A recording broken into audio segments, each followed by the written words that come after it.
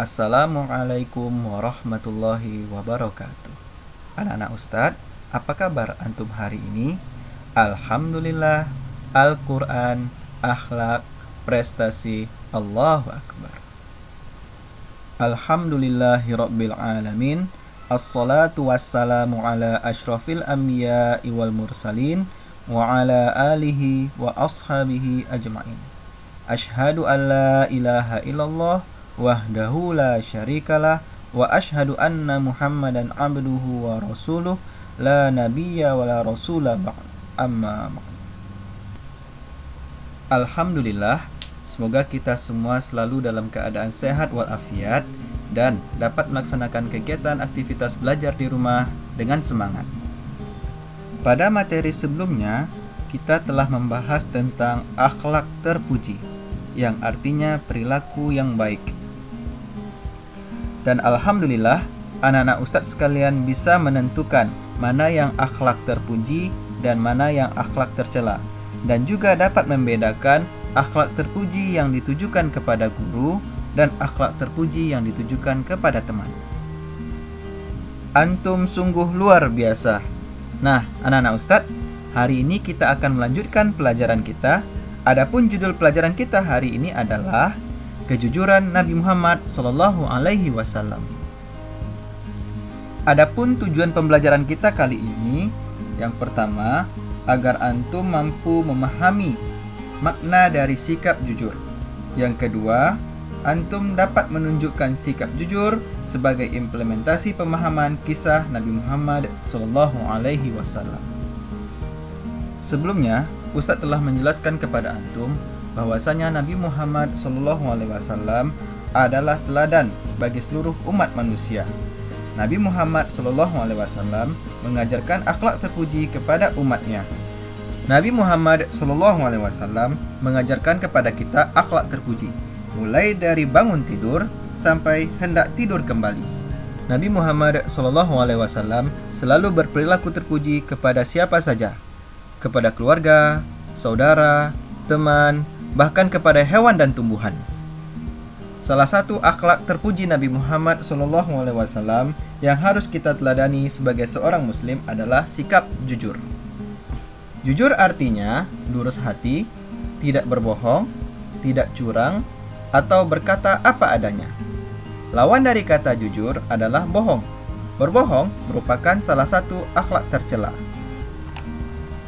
Anak-anak Ustadz yang Ustadz sayangi, Allah Subhanahu wa Ta'ala dan Nabi Muhammad SAW memerintahkan kita untuk selalu berperilaku jujur, baik dalam perkataan maupun perbuatan.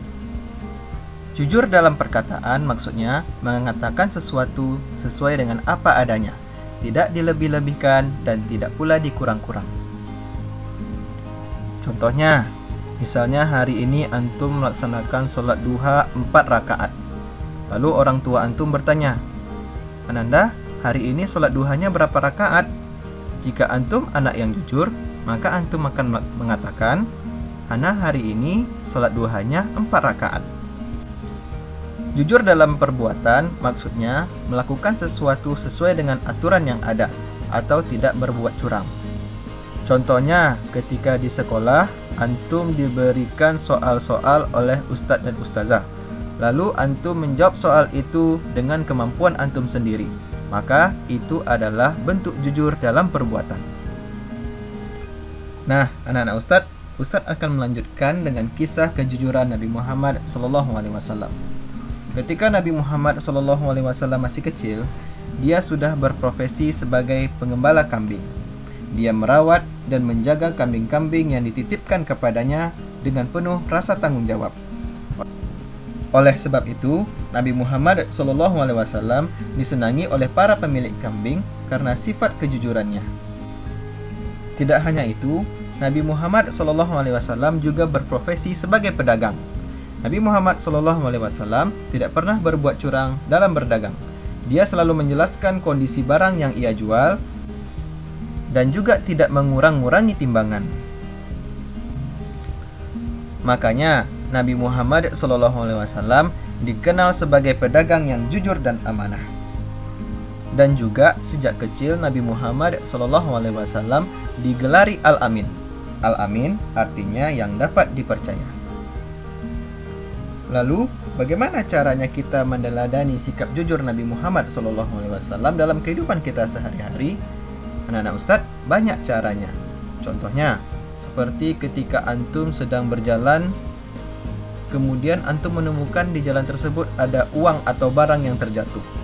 Maka sebagai anak yang jujur, kita harus mencari pemiliknya dan mengembalikan barangnya kepada pemiliknya. Contoh lainnya seperti kita di sekolah. Saat mengerjakan ulangan atau ujian, kita harus jujur.